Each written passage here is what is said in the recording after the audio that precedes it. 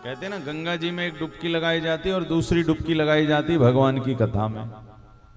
अब डुबकी लगाने का मतलब क्या होता है? जब गंगा जी जाते हो तो ये थोड़ी है कि कमर तक जाओगे फिर वापस आ जाओगे, पूरा एकदम डूब जाते हो अंदर, नाक दबाकर कान दबाकर कहीं पानी ना चला जाए।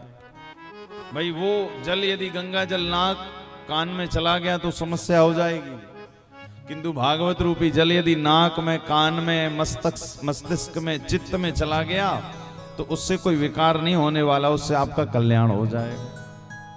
तो हम सब भागवत रूपी गंगा में ऐसी डुबकी लगाएं महाराज कि रोम रोम से कृष्ण नाम निकलने लगे। वास्तव में कथा श्रवण क्या है? वास्तव में कथा श्रवण ही ये है कि जब आप घर जाएं तो घर जाने के बाद आपको दुनिया भर की याद ना आए, घर जाने के बाद आपको हमारे कृष्ण ही याद आए, आपको हमारे श्री ठाकुर जी ही याद आए। आपने 3 घंटे कथा सुनी और कथा सुनने के बाद जब घर गए तो फिर वही भोजन पानी में दुनिया भर की चिंताओं में ग्रस्त हो गए, तो समझ लीजिएगा आपने कथा अच्छे से नहीं सुनी। और जिसने अच्छे से सुनी है वो घर जाकर क्या करेगा? सुनने के बाद में इस कथा का चिंतन करेगा। जैसे गाय जब घास खाती है तो खाते समय उसे होश नहीं रहता कितना खा रही हूं, फिर खाने के बाद में शांत एकांत जगह बैठकर वो गाय जुगाली करती है।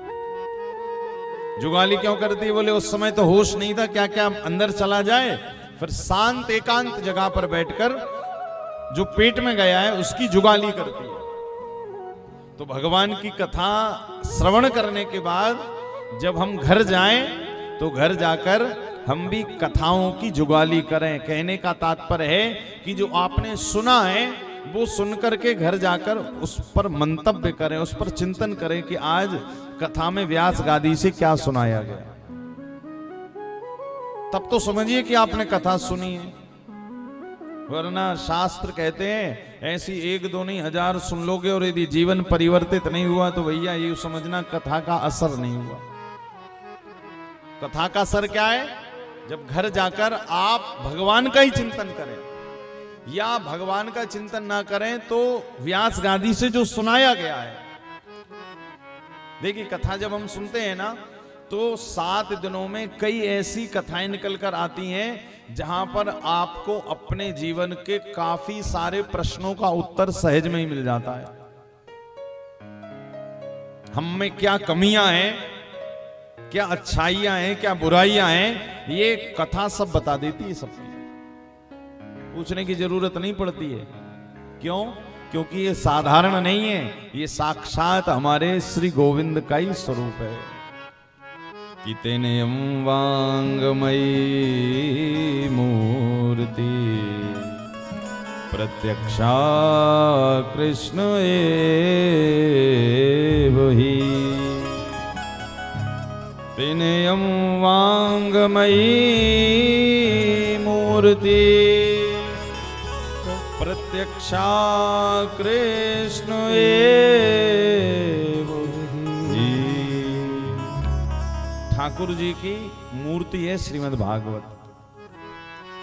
और आप बताइए, दुनिया के सामने आप अपने विकार छुपा सकते हैं, पाप छिपा सकते हैं, किंतु भागवत जी के सामने भैया कुछ छुपा नहीं रहता, सब प्रदर्शित हो जाता है, सब प्रकट हो जाता है। तो कथा क्या करती है? कथा 7 दिन यदि भाव से सुनोगे ना तो आपकी अच्छाई बुराई दोनों बताएगी। इसी कारण कहा जाता है कि कथा सुनने के बाद में घर जाकर उसका चिंतन करिए। श्रोतव्य उपनिषदों का वचन है, सूत्र है क्या? श्रोतव्य फिर मंतव्य। पहले सुनिए फिर उसका चिंतन करिए। यदि महाराज जी ने अभिमान वाली बात बताई तो चिंतन करो कहीं हम में अभिमान तो नहीं है। यदि ग्रहों की बात बताई, भजन की, जो जो बताया गया, क्यों? क्योंकि ये साधारण नहीं, साक्षात कृष्ण है। और जब कथा सुनने बैठे ना तो इस भाव से बैठे कि भैया ठाकुर जी हमें देख रहे हैं। इस भाव से यदि आप बैठेंगे ना तो आपका कथा सुनने में बड़ा मन लगेगा। और ठाकुर जी कहां बैठे हैं? बोले साक्षात भागवत जी ही ठाकुर जी का स्वरूप है, कन्हैया का। और कौन कैसे बैठा है, कौन कथा सुनते समय क्या सोच रहा है, कन्हैया सब देख रहे हैं। भाई जैसे आप लोग कथा सुनते हैं, कथा यूट्यूब पर जा रही है, तो जब जैसे ही कैमरा आता है, कैमरे वाले भैया कैमरा आप पे मारते तो आप जरा नहीं बढ़िया एकदम बैठ जाते हो, सीधे हो जाते हो, बालाल थोड़ा सेट कर ले तो दुपट्टे वगैरह। क्यों? अरे महाराज कैमरा चल रहा है, इतने सारे लोग देख रहे हैं, देश विदेशों में कथा जा रही है। अरे जब आप कैमरे के भय से ठीक ठाक बैठ जाते हो तो फिर तो जगदीश्वर आपको देख रहे हैं, हमारे कन्हैया आपको देख रहे हैं। कन्हैया के अनुकूल आपको कैसे रहना है ये कथा बताती है। इसी कारण कथा जब सुनने बैठो ना तो बड़े भाव से। ये कैमरा तो केवल ऊपर की फोटो लेता है, किंतु ठाकुर जी वाला कैमरा भैया यहाँ की भी ले लेता, क्या चल रहा है दिमाग में, चित्त में, मन में, भाव में। तो बड़े बड़े भाव से सुनो। कल हमने आपको कथा सुनाई भागवत महात्म्य की, जिसमें वेद व्यास जी ने भागवत सुनने के फायदे बताए। देखिए भाई कलयुग में कहते ना लोग कि महाराज जी कथा सुननी क्यों चाहिए, फायदा क्या होगा, तो एक नहीं कई फायदे हैं। भगवान की कथा के अनंत फायदे हैं। अच्छा देखिए कई लोग पूछते महाराज जी कथा सुनने का फायदा क्या है। भाई कई लोग ऐसे पापात्मा आज भी समाज में हैं जो पूछते हैं कि कथा सुनने का क्या फायदा है। तो आप उनसे जरा पूछिएगा कि भैया तुम दुनिया भर में ऐसे कितने काम हैं जो बिना फायदे के करते हो, दुनिया के कई काम ऐसे जो आप बिना फायदे के करते हैं, तो क्या कथा बिना फायदे के नहीं सुन सकते? भोजन करते हैं उसमें क्या फायदा, बोले जरूरत से ज्यादा खा लो तो विकार बन जाता, किंतु उसके बाद भी खाते हैं।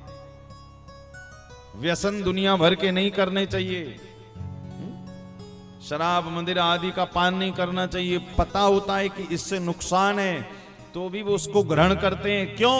बोले उसमें फायदा नहीं है। जब बिना फायदे के इतनी सारी चीजें करते हो तो भैया कथा श्रवण करते समय फिर क्यों पूछते हैं लोग कि महाराज जी कथा सुनने में क्या फायदा है। और भैया कथा सुनने में तो फायदा ही फायदा है। सदा सेव्या श्रीमद् भागवती कथा। यस्याः सबसे पहला फायदा देखिए, यस्याः श्रवण मात्रेण हर्षचित्तम समाश्रये। कथा सुनने का फायदा क्या है? बोले जितना ज्यादा कथा सुनोगे उतने ज्यादा कन्हैया आपके अंतःकरण में आकर बैठेंगे।